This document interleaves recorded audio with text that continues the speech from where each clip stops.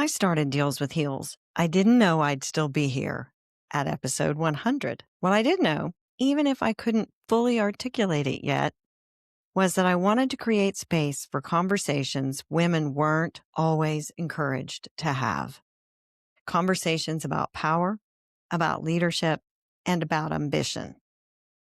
Because so many women are conditioned not to even feel their power. Conditioned by society, by religion, by expectations of who we're supposed to be and how much space we're allowed to take up. Episode 100 isn't about a highlight reel.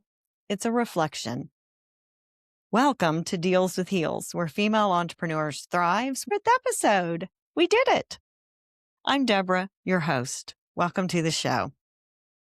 Today, I want to share the real journey, the good, the challenges, and the moments that forced me to stand strong in my own power. And I want to talk about what's coming next in season 5 and why this next chapter means so much to me. If you've ever felt yourself shrink, second guess, or disconnect from your own power just to keep things comfortable, then this episode is for you. I really started before I was ready. I know that seems like a crazy thing to say, but the old adage, you don't know what you don't know, is so true. And it was true for me. I had a co-creator, my very good friend, Christina, who I really didn't know well. I just connected with her in the most amazing way. And we started a podcast. We had found our voice and wanted to help other women share their voice too. We wanted to shout our voices, to express ourselves. We hadn't had the chance to do that in our lifetimes. We had both struggled and we had both been on a very similar healing journey. And so we dove in head first, and we didn't think about what it meant from a business perspective or how to monetize or how to grow the show. I'm a marketing expert and I didn't think about it. I was just so excited to do it and so passionate about sharing my voice and Christina's, but also letting other women share their voice as well and helping them find their way, helping young entrepreneurs do it right and learn from our mistakes. All of those things were the reasons that we started the show.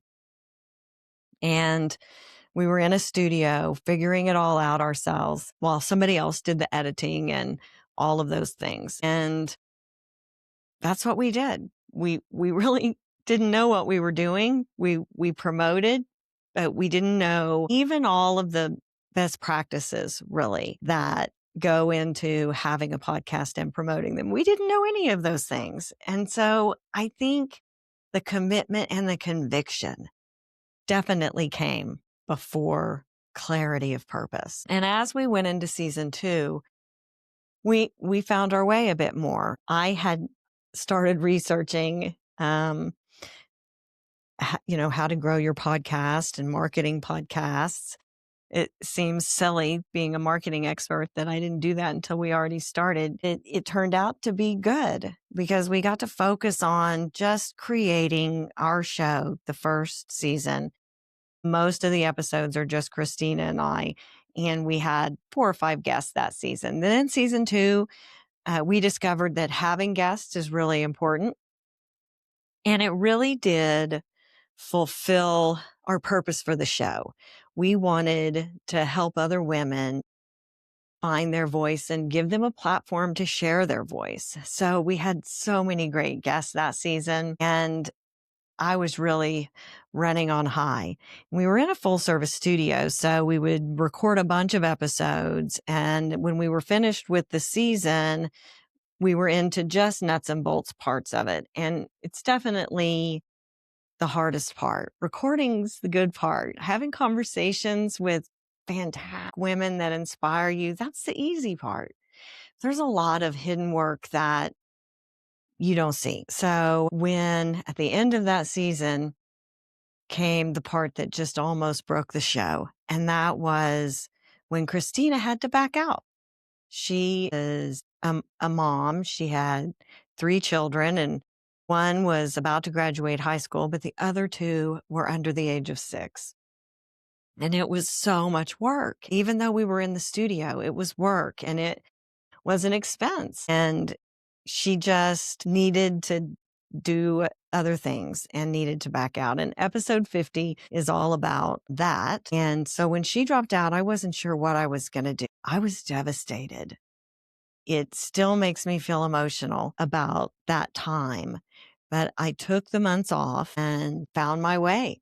I ended up putting a studio in my house. This is where I sit now, and it has gone through a couple of changes during that time, figuring out cameras and audio and upgrading some equipment over the holidays. I got a new camera, so that's a different change and a little bit of a different set angle in the shot because this has a wider angle lens. So there was always challenges through that time. And I learned a lot during that season and starting over at episode 50, really rebuilding the show without a co-host and without my friend, which wasn't easy, challenged me in ways that I had not been challenged before.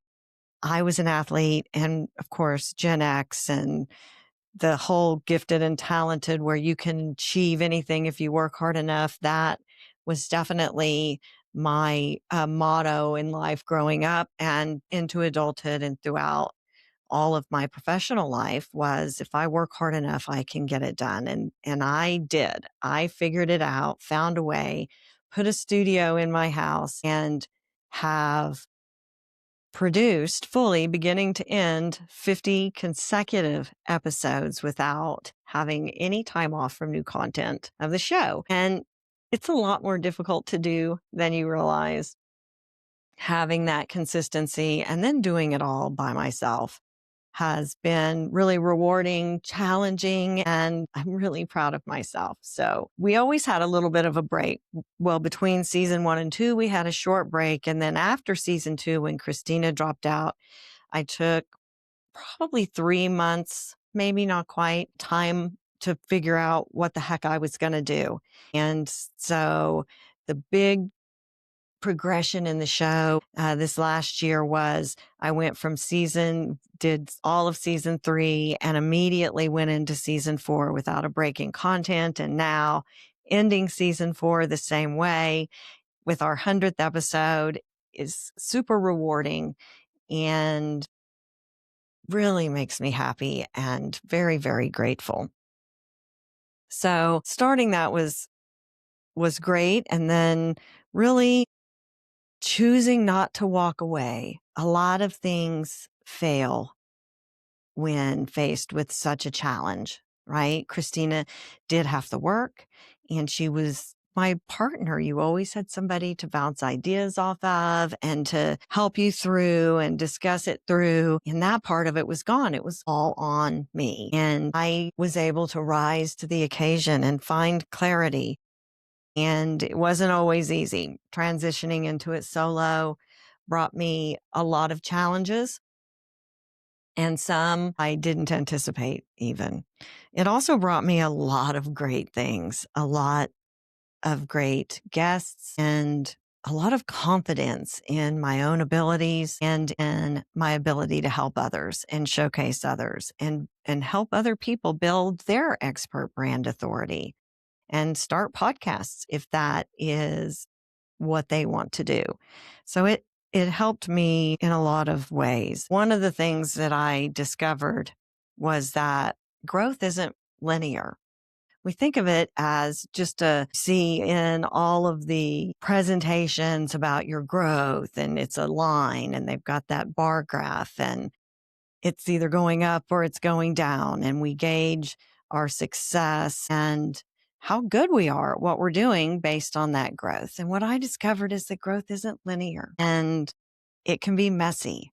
And the biggest growth often comes from the hardest challenges we've ever had to face. And so for me, that was a really big thing.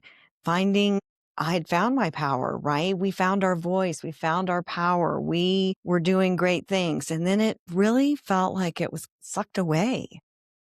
to a certain extent. It was gone. So now I needed to find it again. And that staying power is important, and it's not linear. And once you have it, you have to show it again. You have to go find it and stand in it again. So finding your power isn't a one-time event. Sometimes it's a quiet daily decision to keep going, even when it's difficult and it's hard. And that's what I discovered that I could do. And I discovered it was more than just doing the work. It really was standing in my power and remembering the reasons I started the show, the reasons I kept going, the reasons that I rebuilt it. And it wasn't to hear my own voice, and it wasn't just for the conversations. It was for those empowerment moments and to help women find their voice. Most of the women I had as guests have found their voice, but the ones listening that can be inspired in so many ways. I was inspired. I had already found my voice, and I found it in so many other ways. So it's not a linear journey, and thinking about it in that way sets us up for failure. It puts expectations for it to be linear, and it simply isn't. So let's talk about what 100 episodes taught me. Having those conversations, I learned something from every single one. And sometimes it was something small, and sometimes it was a mindset shift in a way I hadn't considered. Sometimes it validated what I was already doing and thinking. And sometimes it branched it out in a new way and allowed me to grow in areas of my life and my mindset that I thought were already full. And I realized that that vessel can expand always. It can grow in ways that I had no idea I was capable of. So each of those episodes taught me something. And I think I learned the most the last year. The 50 episodes that I've done by myself in my studio, beginning to end. One, I learned all the nuts and bolts of producing and scheduling guests and all of those things. I learned that. But I also learned new ideas. I recognized someone else's power and let it inspire me. I did that multiple times. I'm always so amazed at the stories that my guests tell me, at the things that they were able to overcome that seem so much harder than what I did.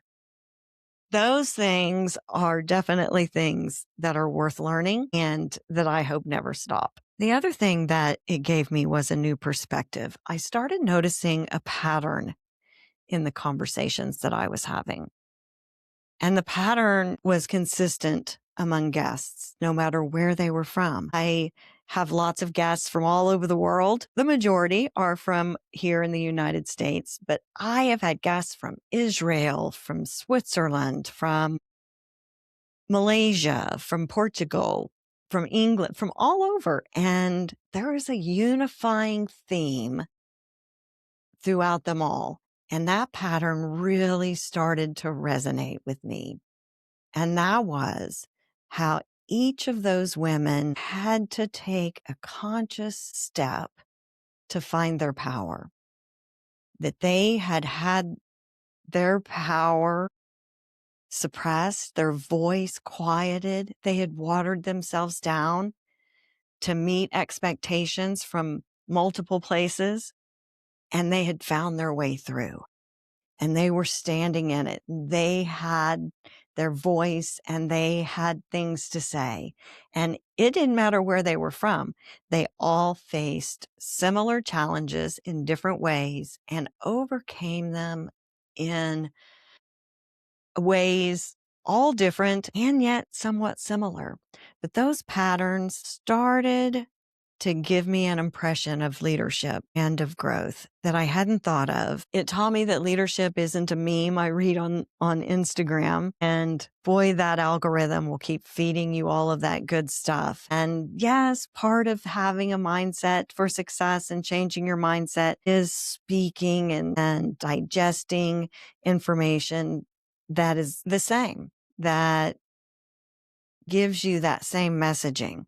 But it's not about reading it and posting it. It's about feeling it and living it and sharing it and believing it and standing true with it when it would be so much easier just to quit and just to walk away and say, I've had enough. The other thing that it taught me about growth was I spent a lifetime hustling and grinding, working hard, and I was successful in many, many ways, but it didn't feel good. It felt like work, right? It felt like work. It felt like I had to hustle and grind. And if you look back in social media, you'll see it's Thursday. Let's get that hustle on. Because that's what I was living. It was produce, it was output, it was revenue, it was scale, it was more, more, more. What else can you give? How much harder can you work? And when I was drained, I was hard on myself. And I learned that growth isn't about that, that the key is integration into our life. And the key to growth is having a sales culture based in humanity and human cultured leadership. It's aligned and adaptable and ready for change. It's human, right? It's human. Lots of things are happening in the world around us. And I had a lot of guests that talked about AI and the tools that AI provide. And we see a lot of those AI tools being implemented in corporate world that make things a lot easier. And it's affecting people. Understanding that there's always going to be new tools. AI is a tool. It's a tool like the internet was a tool. It's a tool like your phone, like the camera, like all of those things are tools. And you can develop skills to use those tools. But that's not the growth. The growth is human centered. It comes from you, from your heart. You're the one that creates. You're the one that has a voice that doesn't just copy and mimic, right? It creates. Your voice is what matters. And that evolution was incredibly important. Finding that, realizing that I don't want to hustle anymore. I don't want to have to grind. I do want to work hard. I do want to empower people. I do want to help people develop a sales culture that allows them to be authentic and to truly connect and to grow based on that connection and their ability to help other people. All of those things are so important. And I learned all of those things during those 100 episodes. Probably the biggest revelation I had came this last season, this last 50 episodes.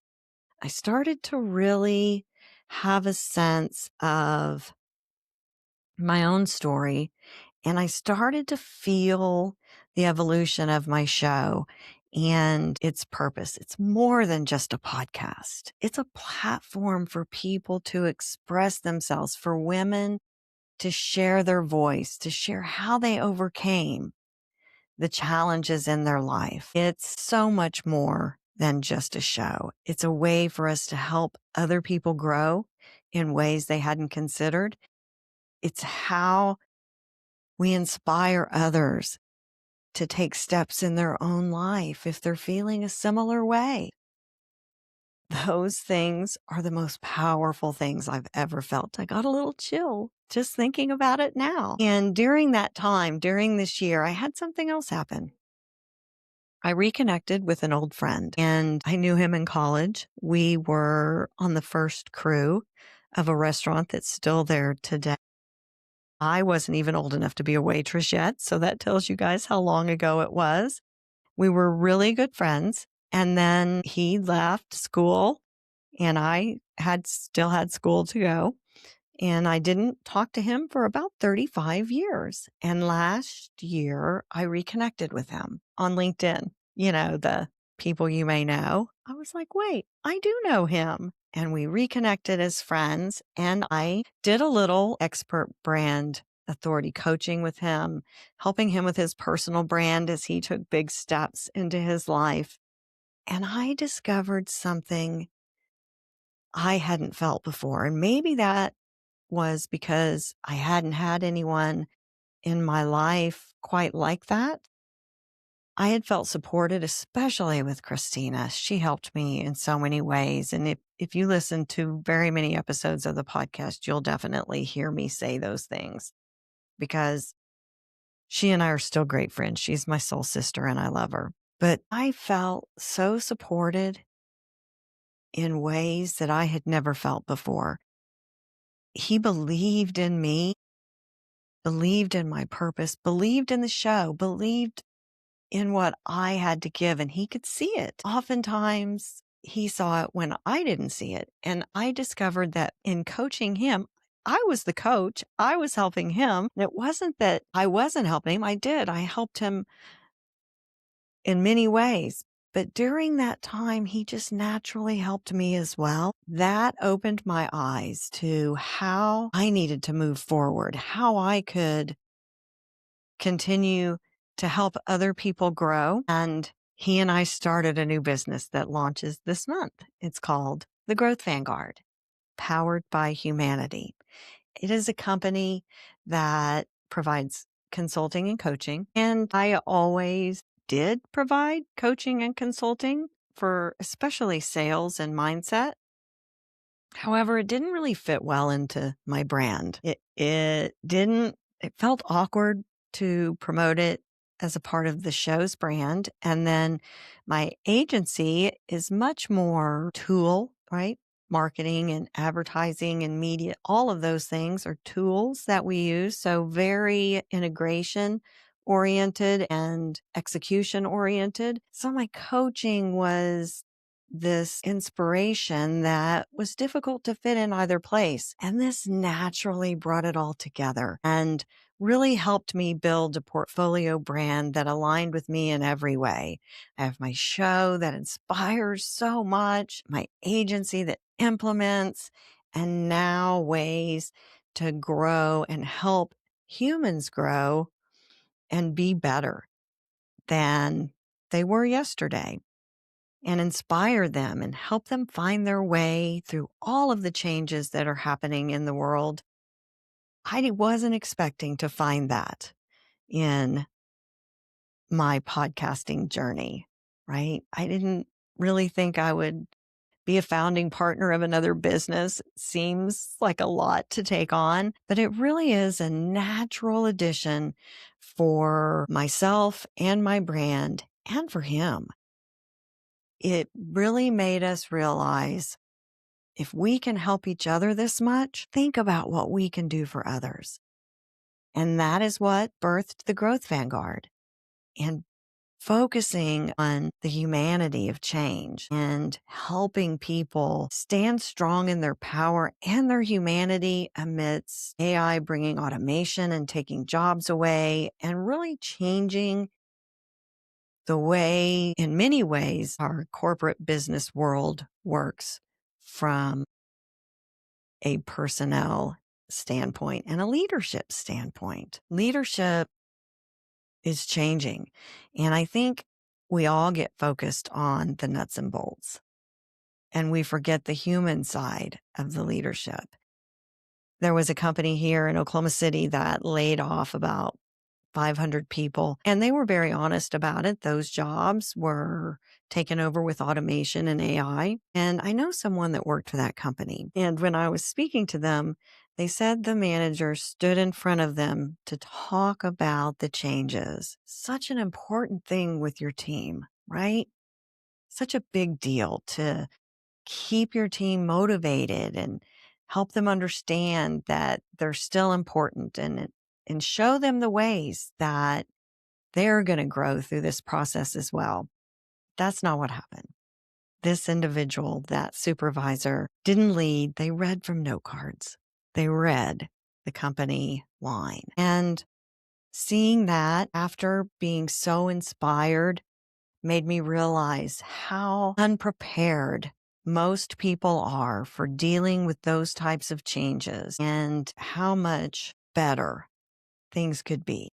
That was really eye-opening, and it helped me understand how I wanted to help people learn to lead, to sell and grow with integrity and as a human without feeling salesy, without hustling, without grinding. Isn't it obvious when you meet with someone professionally and their focus is the grind, their focus is the hustle. All they want to talk about is selling their product. They want to pitch it. The connection is gone.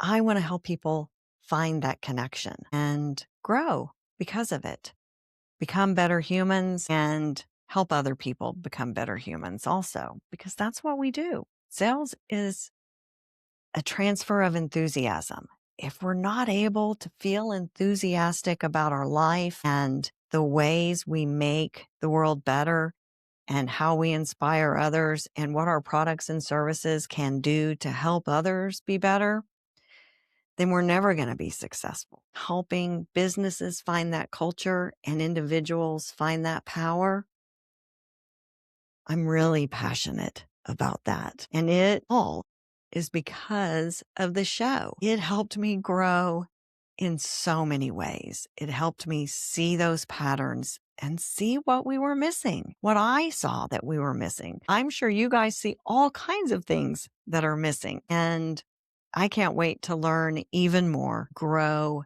in bigger and better ways. Season 5.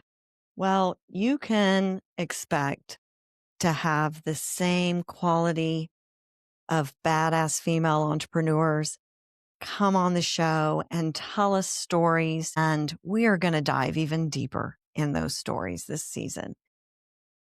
We're going to continue to grow, but it's going to be deep. We're going to have the conversations that really challenge us to think of things in a new way, challenge us, challenge our own assumptions of how things are supposed to be and how we can impact the world and how those changes impact us as well. Often when we're out making changes, we don't realize the changes that are happening within ourselves. And that's what happened for me on the show. So season 5, we're going to go even deeper than that. We're going to have those deep conversations.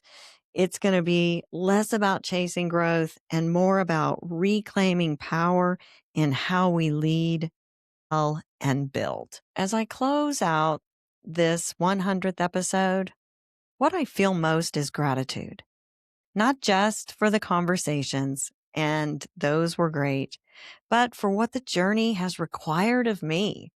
It required me to change. It required me to humble myself to the challenge, to learn the things that I needed to learn. It, it, it required a lot. I'm grateful for finding my own staying power. That wasn't always easy. There were times that I didn't know how I was going to do it, and I was hard on myself, and I pulled through. I found the resilience necessary to continue when it got tough. And when sometimes I just frankly didn't want to do it, I found a way to make it happen. And I'm grateful for that. And I'm grateful for learning how to stand strong in my values and my voice, even when things felt uncertain or heavy. I like to keep things positive. I don't like to get dragged down into the trenches and argue and conflict and fight. And remaining true to that has been cathartic. It hasn't always been easy. And I self-talk my way out of it and really introspect. If something was making me uncomfortable, then that's on me. Why? Why are you having this emotion right now, Debra? And what can you do? How can I fix it? Where is it originating from? Having those deep conversations with myself were really important. Deals with Heels has never been about the deals alone or the heels. It's always been about power, about leadership, about growth with integrity, about who we become when things get tough and we choose not to abandon ourselves. That's not always easy, is it? But that is the way. If you have listened to one episode or all 100, thank you for being here. Truly. Thank you for joining me on the journey. I hope that it's been enlightening for you as well. And if you're stepping into your own next chapter, I hope this reminds you that growth doesn't come from having it all figured out. It comes from standing strong in your power, especially when it would be easier not to. I definitely didn't have everything figured out at the beginning, the middle, or now. In fact, I got a new camera and I recorded some content and had to re-record it because it defaulted to the camera's microphone and I couldn't hear it. So there's always going to be those things and you can't let them get you down. You have to stay strong, stand in your power, know that you have the capability for big things and that you're destined for big things. Having those conversations with myself was incredible. It really was. This 100th episode, it isn't the end of a chapter. It's the beginning of a deeper one. We are going to dive deep. We're going to learn big things. And I hope you'll stay here with me on this journey. If this conversation resonated with you, if it challenged how you think about leadership, power, or growth, then my work might live beyond this podcast. And my voice might be heard and impactful beyond it as well. Through the Growth Vanguard, I work with founders and leaders who want to build businesses that are strong, human-centered, and built to last. You can learn more about that work and decide if it's right for you at thegrowthvanguard.com. And I will link to that in the show notes, along with links to our website and other episodes as well. It's been a very rewarding and challenging journey, and I wouldn't change any of it, even the mistakes and the silliness and the episodes that were a struggle for me to get out and get up and to get edited and live on the air. I wouldn't change any of it because it brought me the best of myself. So thank you to all of you for tuning in. And until next time, stand strong in your power, especially when it's uncomfortable.